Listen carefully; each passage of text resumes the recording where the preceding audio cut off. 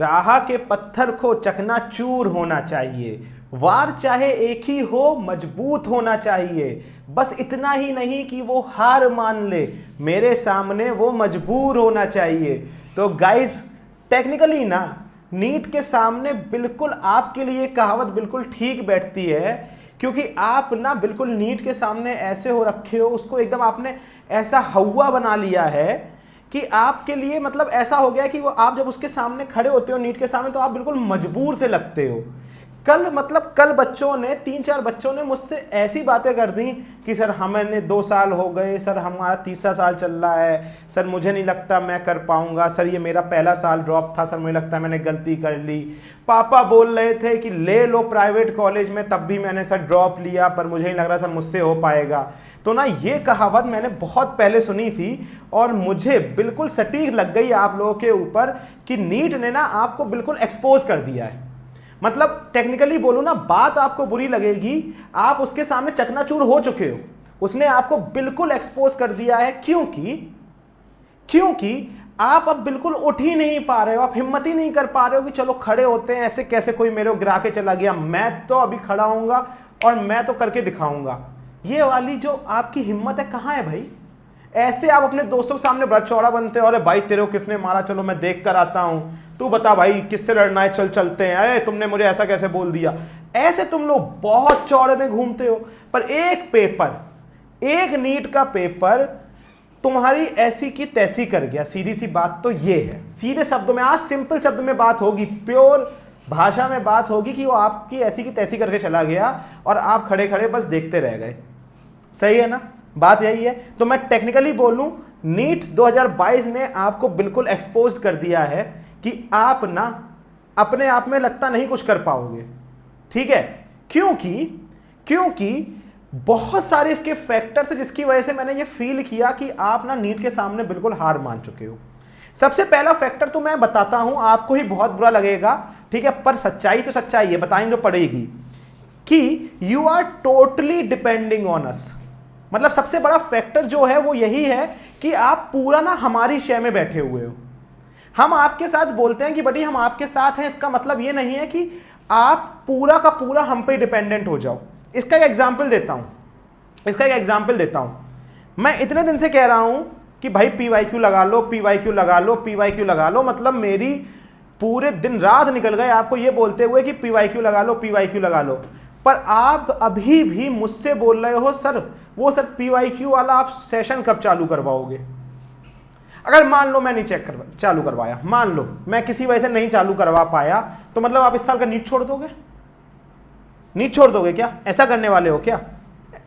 मतलब आप कंप्लीटली हमारे ऊपर डिपेंड करके बैठ गए हो। इसका एक एग्जांपल और बताता हूं। केमिकल बॉन्डिंग इस साल मैं 3 बार पढ़ा चुका हूं, तीनों बार यूट्यूब पे पढ़ाया है। ठीक है, ऐसा भी नहीं कि मैंने उम्मीद उसमें पढ़ा दिया और क्रैश कोर्स मैंने अकेडमी के ऐप पे, यूट्यूब पे आपको फ्री पढ़ाया है तीनों बार मैंने। तब भी मैं चौथा बार लड़का बोल रहा है सर दोबारा सर केमिकल बॉन्डिंग कराओगे। क्यों भैया, दोबारा कराएंगे तो आपको क्या ज्यादा अच्छा समझ में आ जाएगा? 3 बार सर आपको साल भर में केमिकल बॉन्डिंग करा चुके हैं, पर आप इस इंतजार में बैठे हो सर दोबारा सर आप केमिकल बॉन्डिंग, दोबारा क्यों बोल रहा हूं, चौबारा सर केमिकल बॉन्डिंग आप कब कराओगे? अरे भाई तुम्हारा केमिकल बॉन्डिंग वीक है, तुम सर के चक्कर में मत बैठो, सर करा चुके हैं, जाओ पीछे प्ले लिस्ट खोलो बड़ी और कर डालो। क्यों मेरे चक्कर में बैठे हो?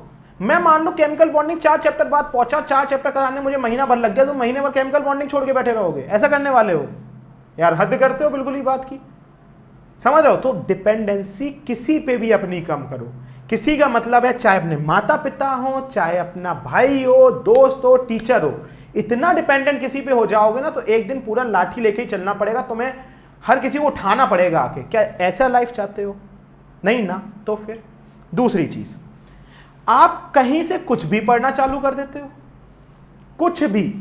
मतलब हम आपको DPPs दे रहे हैं, शॉर्ट नोट्स दे रहे हैं, आपको नोट्स दे रहे हैं, माइंड मैप्स दे रहे हैं, क्लास के एनोटेशंस दे रहे हैं, क्लासेस दे रहे हैं, क्रैश कोर्स दे रहे हैं, NCERT line by line chapter करा रहे हैं, सब कुछ दे रहे हैं जो हमसे हो सकता है। NCERT नीट क्वेश्चन बैंक में आपके PYQ चल रहे हैं, एग्जाम्पलर चल रहे हैं, मतलब सब चल रहे हैं। तब भी आप आज इधर और कल इधर हर जगह के क्वेश्चन उठा के करे डाल रहे हो। अरे हम बता रहे हैं अब उतना टाइम नहीं है, सिंपल भाषा में सुनो, उतना टाइम नहीं है कि कुछ भी उठा लिया कर लिया। बहुत प्लान्ड वे से चलना पड़ेगा बड़ी, ऐसा नहीं है कि कुछ भी उठाए क्वेश्चन कहीं क्वेश्चन लगाने चालू कर दिए। जब मैं आपसे बोल रहा हूं कि इस समय सबसे पहले PYQs खत्म करो, PYQ खत्म, टाइम बचेगा तो और करेंगे वरना नहीं करेंगे। तो जितना बोल रहे हैं ट्रस्ट करो, और यही चीज जब तुम नहीं करते हो तो उसको हम बोलते हैं इग्नोरेंस। जब तुम यही सब चीजें नहीं करते हो तो उसको बोलते हैं इग्नोरेंस। मैं बोल रहा हूं PYQ करो, नहीं करेंगे। मैं बोल रहा हूँ टेस्ट दो, नहीं करेंगे। मैं बोल रहा हूँ टेस्ट का देने के बाद उसका जो एनालिसिस करना होता है वो करो, नहीं करेंगे। डेली लाइफ में क्वेश्चन लगा रहे हो तो उसकी मिस्टेक बुक बनाओ, नहीं बनाएंगे। और सब चीज़ें आप इग्नोर करते जा रहे हो, और यही इग्नोरेंस आपको आगे जाके दिक्कत देगी। समझ रहे हो कि नहीं बात को? तो इस समय वो टाइम चल रहा है बड़ी जब आप यहाँ पे वो सब चीज़ें इग्नोर नहीं कर सकते जो हम आपको बता रहे हैं। Trust us, we are more experience than you. हमने इतने सालों से इतने बच्चों के साथ लग के काम किया है, उनका रिजल्ट लाए हैं, तो हमें पता है कि at what stage of the time या what stage of the paper कि आपको क्या चीज़ें किस टाइम पे अप्लाई या करनी चाहिए। तो इतना तो ट्रस्ट करोगे, और अगर नहीं करते हो तो फिर तो कोई बात ही नहीं है, फिर तो ये वीडियो भी क्यों देख रहे हो? मत करो, फिर ये वीडियो ही मत देखो। अगर आप मानते नहीं हो कि भाई आपका टीचर, आपका भाई, आपका बड़ी आपको कोई सही चीज़ बता रहा है, तो फिर तो क्या ही फायदा रह जाता है किसी भी चीज़ का। तो ट्रस्ट अस, जो बता रहे हैं केवल अगले 60 दिन उतना ही कर लो, हमारा काम सेट हो जाएगा। समझो, काम बन जाएगा अपना।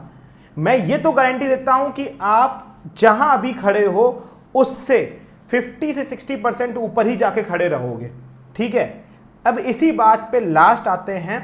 वो ये चीज़ इस टाइम पे सबसे खतरनाक है बच्चों के लिए। अगर आप अभी भी प्रोकास्टिनेट कर रहे हो, अभी भी आप प्रोकास्टिनेशन में चल रहे हो कि हाँ अरे कर लेंगे, 90 दिन है। कल एक वीडियो आया था फालतू सा जहां पर उन्होंने बोला था नीट का पेपर डिले हो जाएगा, पोस्टपोन्ड हो जाएगा, तो फिर और टाइम बढ़ेगा, तब कर लेंगे। और अगर ये सब चीज़ें करने की बैठे हुए हो सोच के बड़ी, तो फिर बहुत दिक्कतें आ जाएंगी। इसलिए इस समय अपनी प्रोकास्टिनेशन को भी छोड़ दो। बताओ समझ में आई कि नहीं आई बात? अगर यहाँ तक आपको सारी बातें समझ में आ गई हैं तो मैं बस यही बोल रहा हूँ आपको कि इन सब चीज़ों को छोड़ो, जो 4 चीज़ें मैंने आपको बताई हैं, और काम पे लग जाओ। 60 दिन में आप अपने 60 दिन बाद अपने लाइफ का सबसे अच्छा मूवमेंट महसूस कर रहे होगे जब आप पेपर देकर आए होगे। और वो जो रिजल्ट आएगा ना, वो आपको बड़ी वो खुशी देगा जो आपने सोची भी नहीं होगी। हमारा आया है ना, हमें पता है वो रिजल्ट का दिन जब आपकी फैमिली वाले आपको देखते हैं, रिलेटिव्स के मुंह बंद हो जाते हैं, आपके वो लोग जिन्होंने कभी आप पे ट्रस्ट नहीं किया है, वो लोग आपको कह रहे होते हैं अरे मैं हमेशा नहीं बोलता था ये लड़का हमेशा अच्छा करके दिखाएगा, देखो लड़की कितना बढ़िया करके चली गई है। और आपको देख के बाकी लोगों को भी मोटिवेशन मिलेगी। और सोचो उस दिन मेरा क्या हाल होगा, मैं आपको देख के कितना खुश हो रहा हूँगा। मैं कह रहा हूँगा मेरा बच्चा था यार, इसने निकाला है। तो ये खुशी दोगे कि नहीं दोगे? तो गाइस, जितना बोला है उतना थोड़े दिन और मेहनत कर लो, साथ में लगे रहो, हम भी लगे हैं, आप भी लगे रहो, और 7 पेपर निकाल देंगे यार, 7 पेपर निकाल देंगे।